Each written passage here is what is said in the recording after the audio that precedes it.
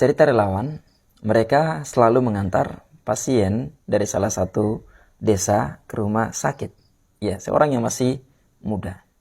Dan ini pasien rutin. Setiap bulan pasti diantar. Ya, ketika suatu saat pernah terjadi di mana ibu yang sudah sangat tua dari pasien tadi jatuh dan tulangnya patah. Pada akhirnya anaknya sakit, ibunya sakit, dan anak-anaknya yang lain ibu yang sakit tadi yang tulangnya patah itu merantau. Dan pada akhirnya keluarganya yang lain yang kemudian menolongnya.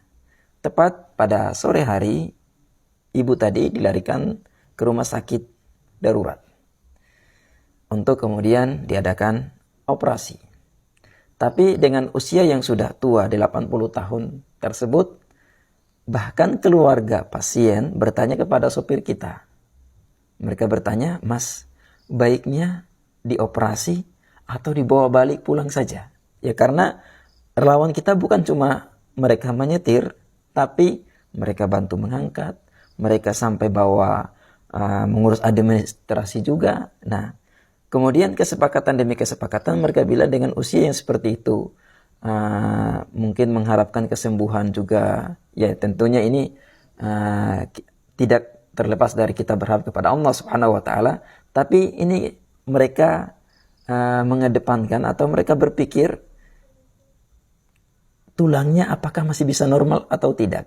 Ya, tapi kemudian kembali kepada keputusan keluarga, ini si nenek, ibu ini dibawa balik.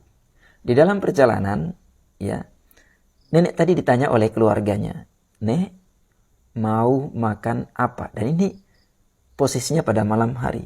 Sangat simpel sang nenek ini menjawab, "Nasi gudangan lah." Nasi gudangan. Iya, kalau kita yang berada di daerah Jawa, khususnya daerah Wonogiri, mengertilah nasi gudangan yang sangat sederhana. Ini cuma jajanan pasar pada zaman dahulu. Sesederhana itu permintaan mereka. Ya artinya terkadang sesuatu itu kembali pada diri kita, ya.